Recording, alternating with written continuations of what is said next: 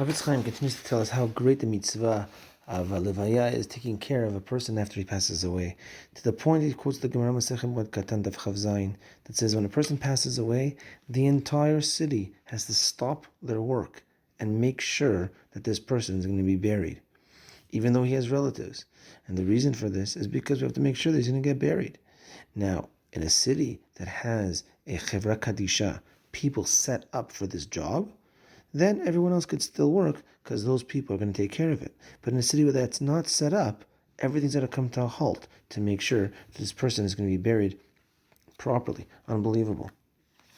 In addition, says the Chafetz Chaim, quoting the Gemara, that when a person passes away, we have to make sure that there's going to be a minyan at his funeral, and not just for the eulogies part, but for the burial. So they say Kaddish afterwards with a minyan. Sometimes if it's cold, and he's talking about the Polish winters, if it's very cold, and even in Toronto, even in our situation, sometimes the cemetery is very far, people go for the eulogies and not for the actual burial.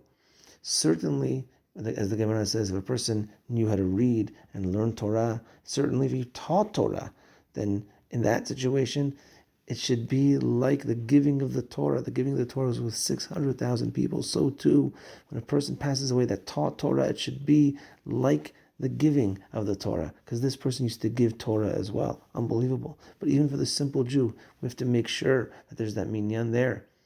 As a rabbi, many times we're struggling for a minyan to make sure that a person's buried with proper honor. And there's a group in Toronto, the Mitzva men, that ensure that there's going to be a minyan at every single funeral. They do an unbelievable job, an unbelievable mitzvah. Hashem should protect them and their families. And the Chafetz Chaim goes on and on about the importance of burying people in the proper way and making sure that they have a minyan, making sure the kavod is done for them.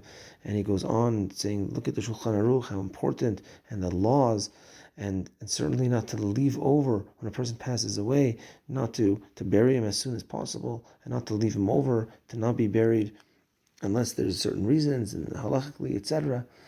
But to make sure that we know the importance of this mitzvah and we take action, that we do this mitzvah in its best form.